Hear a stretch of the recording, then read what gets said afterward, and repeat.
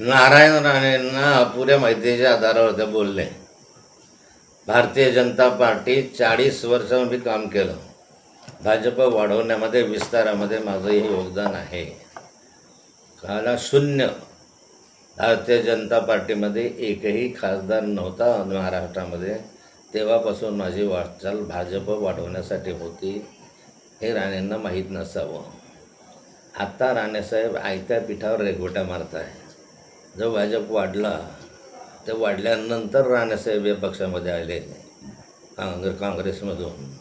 आणि आत्ता ते बोलता इतके बोलायला लागले की आपल्या पक्षाचं बोलताना 3 वेळा मोदी मोदी मोदी, म्हणजे फक्त मोदींचं समर्थन करणं एवढंच काम ठेवलं. आपलं स्वतःचं कर्तृत्व तर या ठिकाणी दाखवू शकले नाही. आणि म्हणून त्यांना मंत्रिमंडळातनं काढलं, मला नाही काढलं. मी तर एका मतभेदामुळे बाहेर स्वतःहून पडलो, राजीनामा दिला. मी पक्षाचा राजीनामा दिला आणि बाहेर पडलो.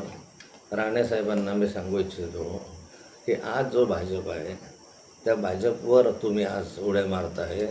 तो भाजप नाथाभाऊ यांच्या काही मदतीमुळे, काही योगदानामुळे, काही अंश तरी माझी मदत त्याच्यासाठी झालेली आहे.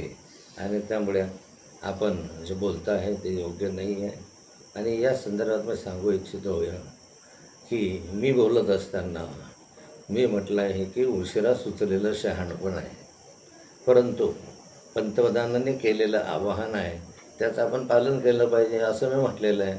उलट पंतप्रधानांचं आव्हान मी पालन केलं पाहिजे. मी उगाच कोणाची तरी तारीफ करणं, मोदी मोदी मोदी 3 वेळा म्हणणं असं नाही केलं. त्याच्यामध्ये माननीय पंतप्रधानांचं आव्हान आहे त्याचं आपण पालन करावं असं मी म्हटलेलं आहे.